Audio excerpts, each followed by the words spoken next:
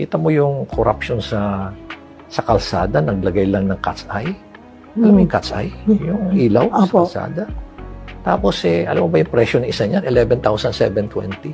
Bawat isang piraso. When in fact, ang total cost lang yan, including installation at tax, is just 1,800. So isipin mo, 9,900 pala ang markup ng bawat isang piraso. Ilang millions ang binili. Sa bawat million, that's 9.9 billion. Ilang millions and millions of pieces ang binili nila nationwide. Yung road safety device, nakita mo yung yellow barrier sa mga kurbada. Kung din yun, isa rin yun. Isipin mo, ang cost nun is 121,330.